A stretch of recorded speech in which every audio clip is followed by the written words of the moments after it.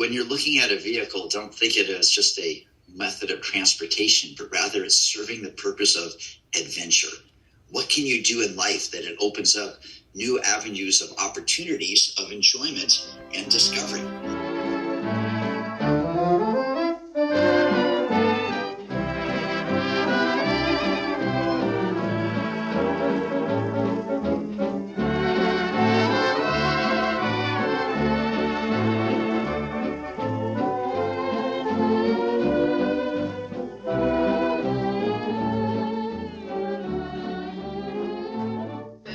Surprisingly, I never had much of a fascination for cars because growing up as a kid, I had no money. My family had no money, and all I could do was admire vehicles out there, but I couldn't particularly relate to anything because I had no money to acquire a car.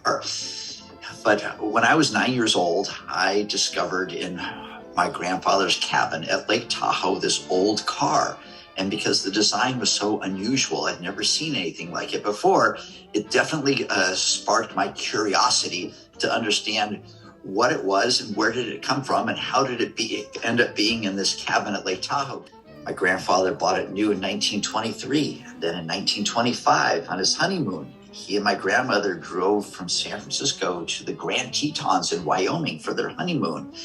And then they again used it on their 50th wedding anniversary, and showing photos from the honeymoon in 1925 and the 50th wedding anniversary to give a perspective of the evolution of it. And people always relate to it in a certain way of just saying, wow, it's not just the vehicle, but the romance, the enchantment of the car, where it's gone through so many adventures in life. The art of the car design and the engineering technology and the sophistication that's underneath it all. And so it's fascinating to look ahead to the future.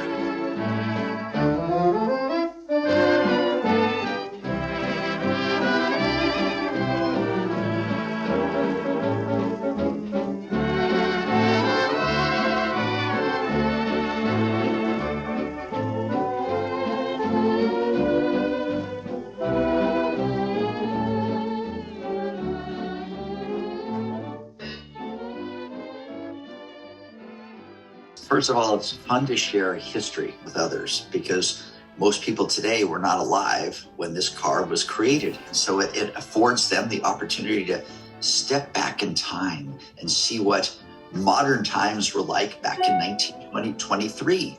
Everything evolves, and we look back and say, oh, how simple technology was back then, let's say in 1923, but that was modern technology and the best of human innovation in 1923.